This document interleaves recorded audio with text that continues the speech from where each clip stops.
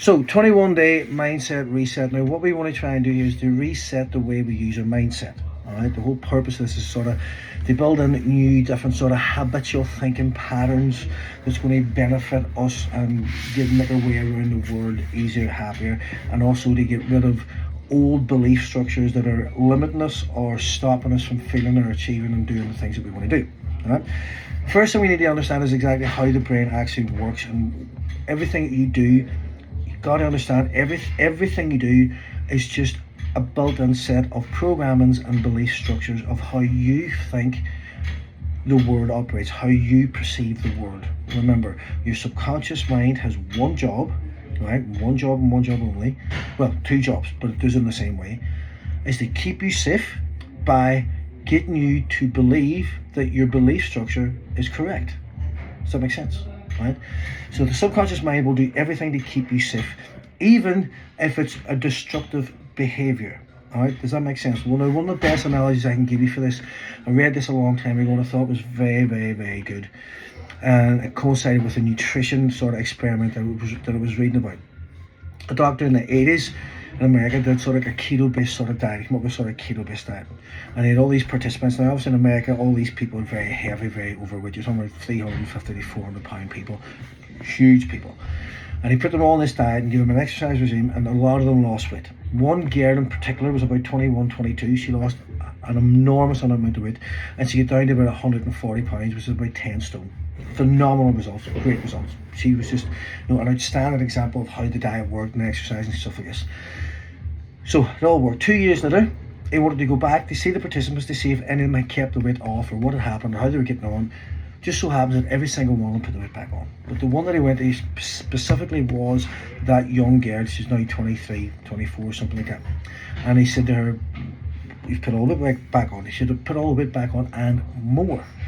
And when he was interviewing her, it was more like a psychological evaluation. He said, "Do you know why you put the weight back on?" She says, "I know exactly why and when I put the weight back on." He says, "What do you mean?" He said, "Well, all through her youth and teenage life," she says, "she always had this vision of going out, obviously to try and find a man, to find a boyfriend.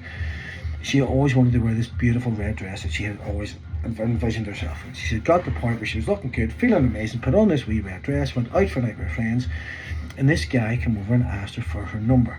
Now, her subconscious mind kicked in to keep her safe.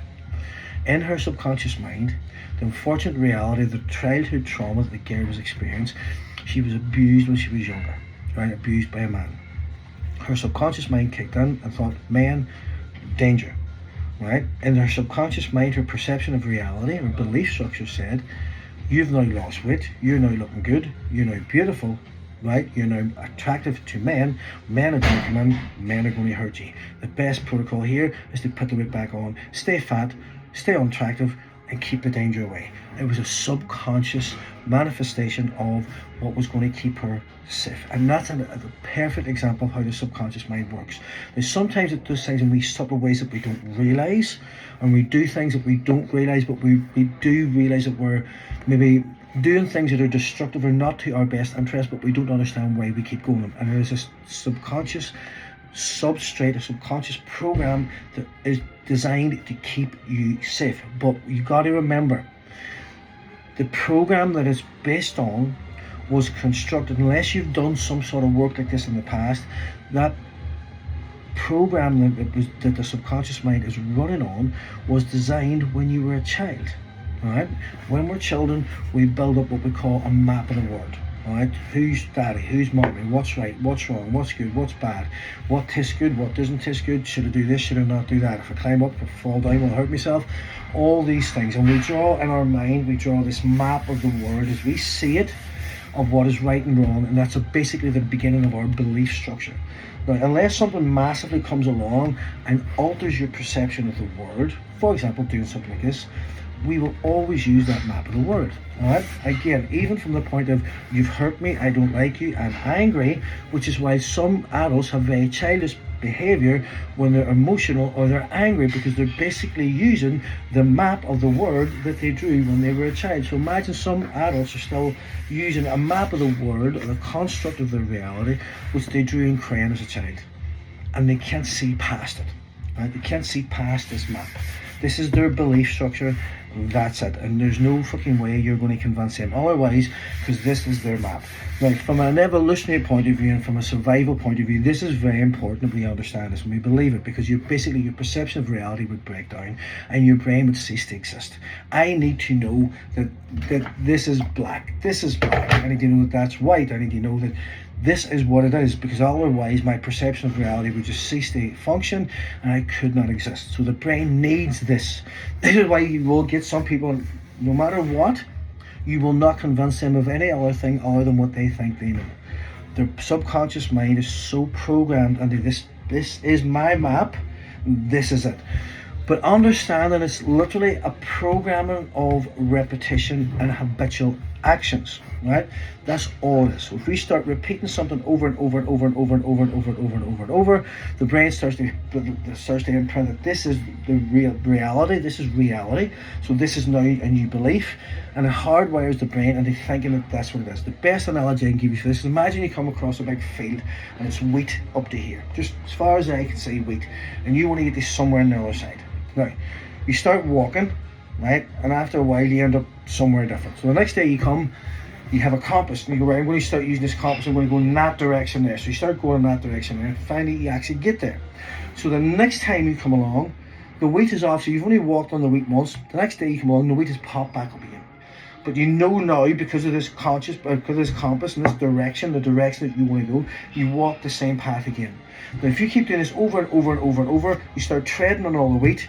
After a while, you'll come up to the wheat and you will see the path straight away, because you've stepped on it, you've repeated it that many times that you've now imprinted that grain or that wheat into a path, a directional path. Your belief structure knows this is the way to go, because you've walked it that many times. Your brain can now see it. There's a pattern, there's a repetition that's been done, all right? Rather than every time coming and trying to wander somewhere, the more we do something, the more we imprint this neuroplasticity in the brain. There it goes. Now, if we stop going that way and we start going this way, eventually after a while, this corn will pop back up, the wheat will pop back up again, it'll grow back up, just like things in your brain, and you will no longer be able to see that repetitive action, because you've now taken a new repetitive action. Does that make sense? And that's basically how habitual beliefs or habitual belief structures happen. So what we want to do now is we want to be able to program the belief structures that we want, right? There's where I want to go, and I'm going to keep going this way all the time, even if I don't think it's the right way at the start, even if I think there's another way I can go, but I'm going to deliberately go this way until I imprint or embed a pattern, right? A subconscious pattern, neuroplasticity telling me this is now the line, the path that I want to go, that I have to consciously think about. Today I'm going to go this way, today I'm going to go this way, today I'm going to go this way. After a while, when I walk to the big wall of grain or wheat, the path will be just there, it'll be instinctive and automatic. So I'll just go it without having to think about it. And that's how something that we deliberately try to do, we start writing the program, then becomes subconscious behavior. Another good way to think about this is, imagine when you were starting to drive a car, right? And you're doing your driving lessons. You had to consciously think, clutch in, first gear, clutch up slowly, accelerate, mirror, indicate, mirror, steering wheel. And this was very sort of energy expending, trying to do all these actions at the one time and remember them. But because you repeated it and repeated it and repeated it and repeated it and repeated it and repeated it, you get into your car now, you don't even think about it anymore. You don't actually think about the journey you went anymore. You just repeat the same thing all the time. Now again, from a survival point of view, from an evolutionary point of view, why is this important? Because remember, from an evolutionary point of view, food, calories, energy was always very scarce. So if I can conserve energy in any way whatsoever, and remember your brain uses about 60% of the energy that you consume every day. So if I'm eating, say, 2,000 calories, my brain's using about 1,200 of those calories just for brain function. That's a lot of energy. So if I'm going to save energy, I have to save brain power. So if I make things into habitual actions, it means I don't have to consciously think about them all the time. It means I can actually save energy and make the action repetitive. Now again, that action might not be beneficial, but it's repetitive. It saves energy, it's going to keep me alive. So this is more life-saving than trying to change it into something that could potentially be more positive. Another good analogy for this, and you'll find I use a lot of analogies for this because it's the best way for your brain to understand and compute. If you've ever had a friend, right, or maybe you did it yourself in the past, and you stayed in a relationship that was very destructive, right? In your head, because it was a repetitive action and you knew it and you knew everything about it and you knew where to go, staying in this relationship was subconsciously safer than getting out of it and moving and trying to start a new relationship. Because in somewhere in your brain, that was hard work. Somebody mightn't like you, they mightn't fall in love again, you might not have the same connection, you might not have the same compatibility. Even though it was destructive, the brain will come up with constructive the reasons why it's easier to stay here, because doing this new path of action will burn a lot of calories, a lot of energy, and it might not work out for you. Alright? Another good way to think about this was, there was a study done on, they found a wee fox and this wee den at night, and obviously they hunt at night. They found that from where the den was, there was a wee track in the sort of the woods and the long grass out to where the fox hunted. Right? We track, he took the same track every single night, out hunted, come back in his wee den. They set a wee trap, they would give the fox a wee electric shock. Not only going to kill it, but a wee electric shock every time it walked past. Now, no matter how powerful they made that shock, the fox still went the same path, because it was easier and safer to go the same way, even though it would potentially hurt him, than the potential dangers and the not knowing of somewhere else to go. If I go that way, it could be danger. If I go this way, I might be lying, I might die. This way hurts, but it's safe. So I'm going to keep going this way. And that's again the subconscious mind constructing safety. This keeps me safe. It might hurt, but I'm fucking alive. This will do. I'm conserving energy. This is life. So that's how the brain operates in a very crude, descriptive kind of way. So how do we reprogram it? First of all, we look at what we want to do. Where do you want your life to be? You've got to be able to visualize what it is you want. Now, this doesn't necessarily mean I want to be a millionaire, I want to do this, I want to do that, but even just how do you want to feel? For me personally, when I started doing this, it was, I don't want to be depressed, I don't want to be sad, I don't want to be in low mood anymore. I don't want to be angry, I don't want to feel the things that I'm feeling, I want to feel differently. How do I want to feel? I want to feel happy, right? I want to feel joyful, I want to feel all the things that I wasn't feeling, right? We have to boil this down into an emotional state then, right? And this is where the real magic starts to happen. Everything that you do, everything that you think, and everything you feel comes from an emotional state. Remember, everything that you think, your thoughts create emotions, your emotions create outcomes. So we have to create an emotion to create the outcome that we want. So we think about what we want, that creates an emotional state, the emotional state creates the outcome that we want. Right, so what do we do here? Gratitude is the most powerful frequency that a human being can vibrate at, and this is measurable. We can actually measure this with electrodes, right? So we give out our molecules, every molecule in our body vibrates, and it vibrates at a frequency. Sadness and depression is a very low frequency. Happiness and gratitude is a very high frequency. So we want to vibrate at a high frequency, and we want everything that we want to do to be related to that frequency. All right. For example, I'm so grateful that I'm so grateful I've got the girls, for Lauren, Millette, and Lily. So grateful for the life that I have. I'm so grateful I'm retired from the fire service. I'm so grateful that I can spend time now doing the things that I enjoy. But I have to have gratitude for it, because I want to feel. That's what I want to feel. That's where I want to be in my life. I want to feel the things that I just said, but I have to attach gratitude to it so that I vibrate in that frequency. So the thoughts that I have create an emotional state. That emotional state creates a vibration. That vibration is what we call the law of attraction. The law of attraction is your vibrating molecules. Remember, we can measure this. It's electromagnetic energy. So we give out energy. We give out about 100, that's about 200 watts of energy a day, which can light up 200 watt light bulbs. That's how much energy we give out. And that vibrating molecule is magnetic. This is what the law of attraction actually really is. So if I vibrate in this frequency, I will attract the things that vibrate in the same frequency, because that's what molecules do. They attract alike. Why you get people who, sometimes you find somebody, friends, they're like you, they think like you. Your partner usually thinks like you. After a while, you've been there a long time, you think the same, you talk the same. The vibration of the molecules attract like, right? That's why you see people who are always grumpy and bad mood and unlucky think bad things always happen to me. Yes, because you're fucking stuck in that emotional state that keeps attracting the same things, right? And that is science, guys. It's not even just mumbo jumbo. That is fact. It's measurable. It's built in hard science. It's physics, right? It's there. We vibrate. If we can control the vibrations are controlled by emotions, then that creates an outcome, right? So the outcome that we want has to start with a thought and then an emotional state and then action. Does that make sense? Right. So what's the best tool that we've got for this? The best tool we've got for this is journaling, right? And the best time to journal is first thing in the morning. As soon as you wake up, we have brain waves like alpha, theta, beta. But as soon as you wake up, you have a brainwave called theta, which is sort of a hypnotic sort of state. It's called a hypnotic state. It's kind of like the same, like an example of it is, you ever sitting in the movies and eating popcorn and something really is just drawing your attention, you kind of pause halfway and you're fixated on something. That's the state that your brain operates as soon as you wake up, right? Artists and musicians will tell you that they have their most sort of inspirational times first thing in the morning. This is where serendipity came from, inspiration, that early morning inspiration that we get. All right, so we want to use that. So that's when this brain's at its most creative, because what you'll find is whenever you create something, there's an emotion behind it because you've created it. Perfect example of this: if you try to remember a painting or something that you did as a child, or something that you made, like I can remember the first painting I drew in primary school. My mum took it home, she pinned it up on the wall. I can still see it. I actually did the exact same with Lily. Lily's very first painting from play school, I have it framed in the hall. The very first one she did, didn't have anything on it, it's framed. I wanted to see it forever. This was her creation, it was her inspiration, it was her that did it. I can see the one that I did, and I actually remember it was old computer paper, because the wee lines down the side with the wee dots, you could rip it off. There's like wee green sort of light strips across. I can remember the paper and everything. I created that. It caused an emotion because the teacher says, well done, that was fantastic, wonderful. My mom is saying, oh, that's brilliant, fantastic. There was an emotion behind the event that was embedded into my subconscious mind.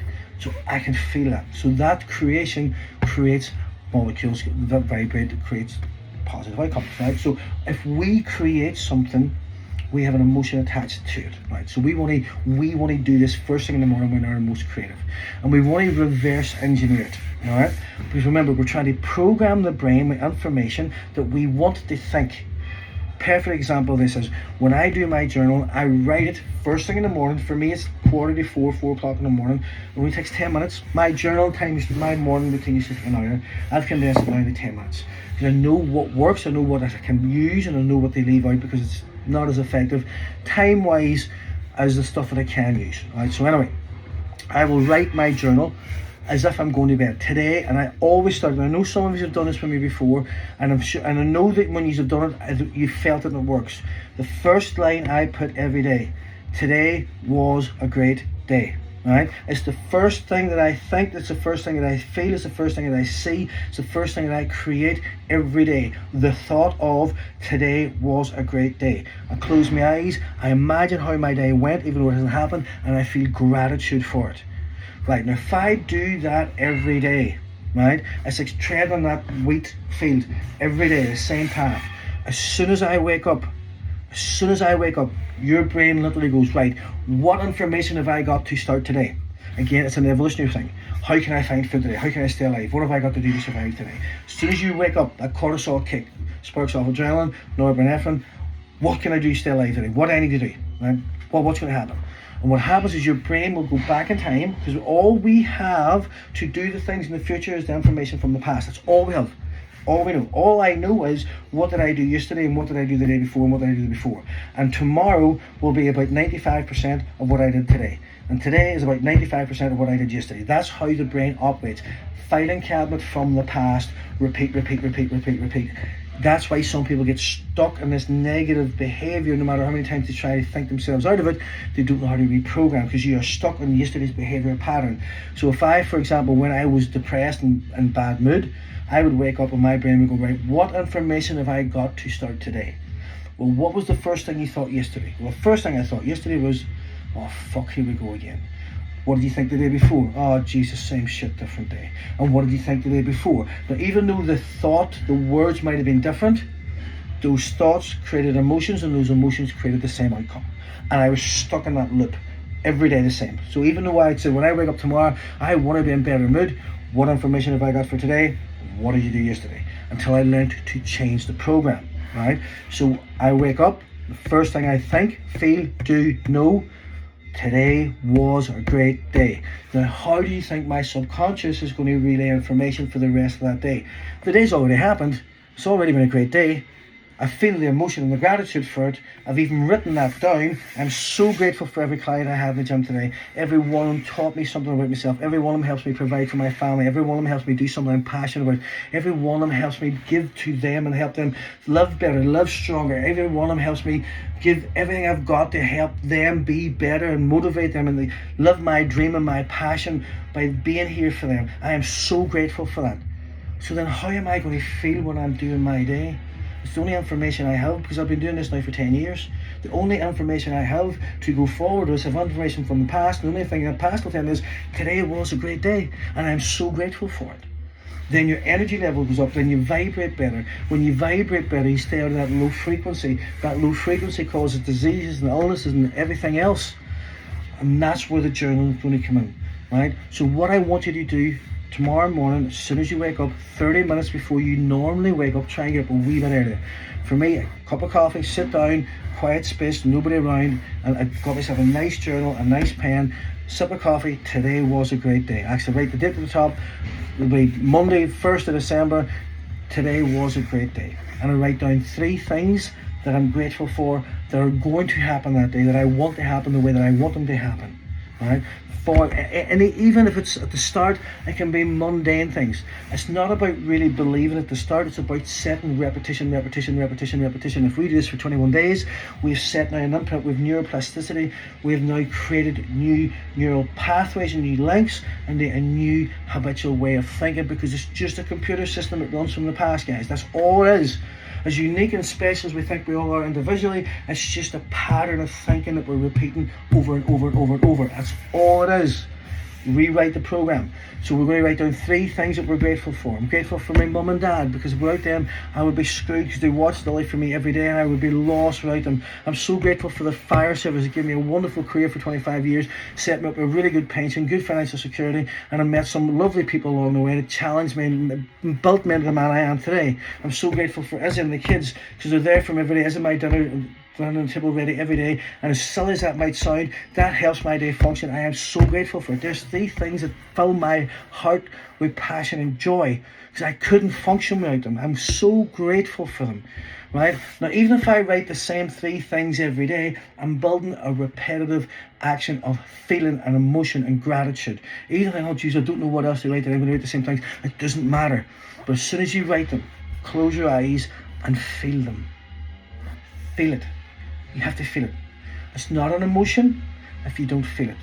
We think the words, we feel the state, we create the actions. Does that make sense? Now again, this is something that takes a bit of time. 21 days to create a new habit. It's not something you wake up and go, oh, I feel great today. It's something you wake up and go, ooh, I'm starting to notice a wee bit of a difference. Today's a wee bit different. Today's different again. Today I feel really good. After a while, it's the only way you feel, because it's the only thing the brain understands, the only thing it knows. Just repeat. So what we're going to do over the next 21 days is every day, you're going to go into the group and you're going to write down 3 things that you're grateful for. You're going to put them in your journal, put whatever else you want in the journal. Even if you put up in the group 3 different things, even if it's the same 3 things every single day, right, it doesn't matter. It's the habit of feeling gratitude. Right now, I'm sure we can all agree that even just the habit of waking up and feeling gratitude every day, or thinking about gratitude every day, is much better than the state that some of you are living in at the minute, or just every day what you think's normal. We don't want to be that. We want to create how we want to feel. Does that make sense? So get your journal tomorrow morning, half an hour before you usually get up, because then there's no interruptions. You can't say, oh, I'm running late, oh, I'm running behind. Right, Jackie, set the fucking alarm and get up. Half an hour before you normally get up. Cup of coffee, sit down, breathe, big deep breath, close your eyes, feel the state that you want to be in. Right, today was a great day. Today was a great day. I'm so grateful. Like, I came off the stair climber this morning, my heart was pounding, right, working hard. As soon as I pressed stop, took my headphones off, closed my eyes, there was not a being in the gym, there wasn't a sound. I thought, I'm so grateful for this heartbeat. I'm so grateful for the fact that I'm sweating. I'm so grateful for the fact that I can choose to come in here and do this to make me fitter, stronger, live better. I'm so grateful for my body, for my health, for my awareness, for my consciousness, for my discipline, for my ability to go and do things that are challenging. I'm so grateful for the fact that I've got this gym. I'm so grateful for the fact that people in it. I'm so grateful for Joy because it gives me a great environment to work and train and exercise. I'm so grateful for this. I'm so grateful for this. Because there's people in the world do not have the ability to do the things that I do. They understand what I understand. And they feel what I feel. I'm so grateful for this. Something that's simple. Somebody else might even, that's stupid. But I feel it. And that starts my day off. And I do that with everything. Like even as soon as I finish, we done it. And again, we might take this back to where religion maybe started in things like prayers. I'm so grateful for this food. I'm so grateful for Izzy taking the time to cook it and think about me and what was going to satisfy me and give me the nutrients that I need. I'm so grateful for people who actually packaged it and farmed it and grew it and sold it, and the people who stacked it in the sales and markets and everything. Because we're all out of those people. I could not be here sitting enjoying this meal and feeling gratitude for it. I'm grateful for all those things because they impact my life, they affect my life, they make my life better, they make me healthier and fitter. I'm grateful for all. I'm grateful for every single bit of it, all of it. And if we continue feeling those feelings, it might sound stupid, but it's a habitual action of how I want to live my life and how I want to feel and the way I want to come across to the world, the way I want my kids to see me, the energy that I want to have when they're around me. I am so grateful for my kids. I am so grateful for my kids. They are the reason I am here, the reason why I'm alive, the reason why I do everything I do. I do it for them. I am so grateful for them. And I want to feel that. I want to feel that emotional state so overwhelming every day that could bring me to tears. I don't want that feeling to go away. I don't want to feel anything else. I want to feel this. So I think about it, and I write it, and I repeat it, and I repeat it, and I repeat it, and I repeat it. And that's all it is. It's just a computer system and a feedback loop all the time. It's just sometimes we don't know how to change it or alter it or understand it's even there in the first place. Everything that you think, feel and do is just a repetitive action from the past. That's all it is. It's all we've got. It's all we have, guys. It's not that there's anything wrong with you. It's not that you're depressed. It's not that you're stuck in a feedback loop from the past that you've never learned how to change. You're still using that map of the world you drew as a child. Right? It's time now to make it 3D, a bit more high tech, make more like a sat nav. Does that make sense? If you have any questions, put them up tomorrow morning. Write up 3 things in the group that you're grateful for. Grateful for my mum and dad, grateful for food, grateful for my health, grateful for the gym, grateful for my friends. It doesn't matter. But when you write it, feel it. When you feel it, you create an outcome. That's what I want.